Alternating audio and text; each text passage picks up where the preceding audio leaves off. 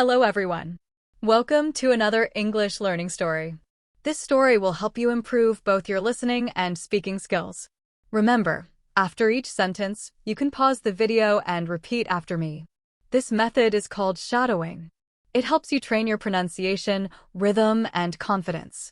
Are you ready? Let's begin. My name is Sarah Lily, and this is the story of my crazy day at the airport. It all started on a bright Saturday morning. I had a flight from Los Angeles to Chicago. That flight was extremely important because I had a job interview waiting for me there.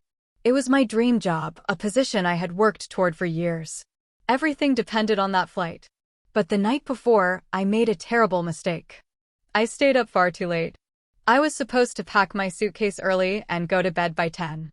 Instead, I sat on my bed with my laptop and said to myself, just one more movie. Then I'll sleep.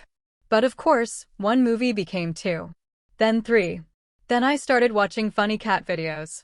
Time disappeared completely. When I finally looked at the clock, it was 2:30 a.m. I gasped. My flight was at 8 a.m. I thought, it's fine. I'll sleep for just 3 hours. I'll wake up at 5:30 a.m. That's enough. I set the alarm carefully and closed my eyes. I dreamed of flying through the clouds. But that dream was cut short by bright sunlight on my face. When I opened my eyes, my heart dropped. Sunlight? That couldn't be right. I grabbed my phone from the table. The screen showed 7:10 a.m. My heart stopped. My alarm never rang. Or maybe it did, and I simply slept through it. I jumped out of bed. I shouted no, no, no, so loudly that my neighbor banged on the wall. I had less than 50 minutes before takeoff. And the airport was at least 30 minutes away. There was no time to think. I ran to the bathroom, splashed water on my face, and brushed my teeth in 10 seconds. I didn't even look in the mirror. Then I saw something ridiculous. I was still wearing my pink pajamas with tiny cats all over them. They looked cute when I was sleeping, but not for the airport. Should I change? I asked myself. But when I looked at the clock again, it was 7:15 a.m. No time, I said aloud.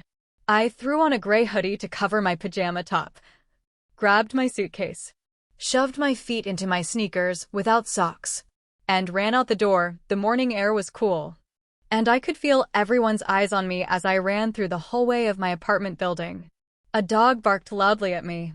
I must have looked like a cartoon character escaping from home. Luckily, a taxi was parked right outside. I waved like a madwoman and shouted, "Taxi. Airport, please. Fast." The driver turned around and looked at me.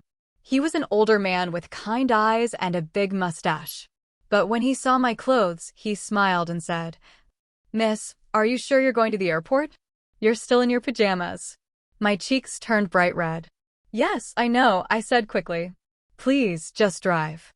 I'll explain later." He laughed the entire way. As the taxi sped through the streets, I held my suitcase tightly and prayed for green lights.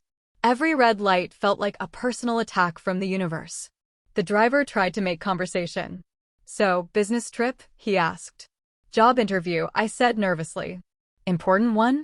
"The most important one of my life." He nodded thoughtfully and said, "Then hold on tight." He pressed the gas pedal a little more.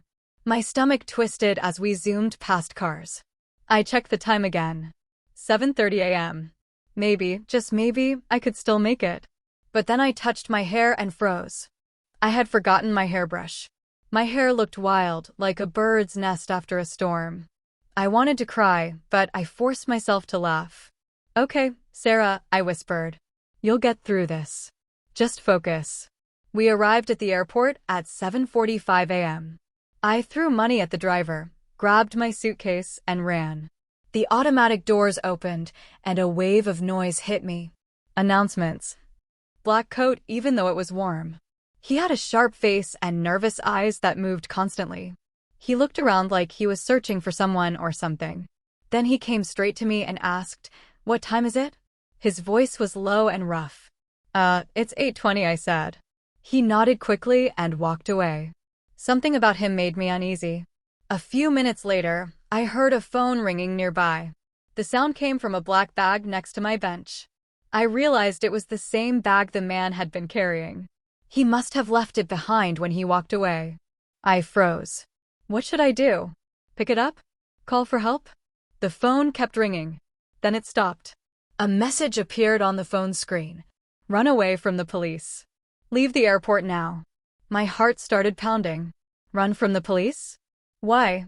I opened the bag slowly. Inside, there were stacks of money and documents with strange stamps. I gasped and immediately closed it again. I knew what I had to do. I grabbed the bag carefully and walked straight to the airport police station. The police office was bright and quiet. A friendly officer with gray hair sat behind the desk. "Good morning," I said nervously. "I found this bag, and I think it belongs to a man who seemed suspicious." He raised an eyebrow. "Tell me everything." I told him the whole story, about waking up late, missing my flight, the pajamas, the man, the message. He listened carefully and wrote everything down. When I described the man's black coat and nervous eyes, the officer looked at another policeman and nodded. Then he said, "You did the right thing. That man is a wanted criminal. We've been looking for him for months." I stared at him in shock. "Really?" "Yes," he said. "He's dangerous, and you might have just helped us catch him." He gave me his phone number and said, "If you see him again, call us immediately." I thanked him and started to walk away, feeling both terrified and proud. I still had the changing room key. I wanted to return it to the kind airport worker. When I reached the hallway near the room, it was empty. I looked around and called out, "Hello? Anyone here?" Suddenly, someone grabbed me from behind. I gasped. A hand covered my mouth. "Where is my bag?" a voice hissed. I turned my head slightly. It was the same man, the one with the black coat. His eyes were full of anger. He held a small knife. I don't have it," I stammered. He pressed me harder against the wall. "Where is it?" I pointed toward the changing room and lied. "It's in there." I left it inside. He pushed me aside and ran into the room. The moment he stepped in, I slammed the door shut and turned the key. It locked perfectly. Then I screamed, "Help! Help! Someone, please help me." My voice echoed loudly. Within seconds, people came running. Airport security appeared first. They saw my terrified face and the locked door. I explained everything quickly. They called the police immediately. The criminal banged on the door from the inside, shouting angrily. But he couldn't escape. Soon, police officers arrived and handcuffed him. He glared at me as they took him away. But I felt only relief. The officer from before came to me and said, "You were incredibly brave, Miss Lily. You helped us catch a dangerous man." I was shaking but smiling. "I just wanted to return a key," I said softly. Everyone laughed. After all the excitement, the police gave me a small reward. A free flight ticket for another day. The airline manager even gave me a meal voucher. "Heroes deserve breakfast," he said kindly.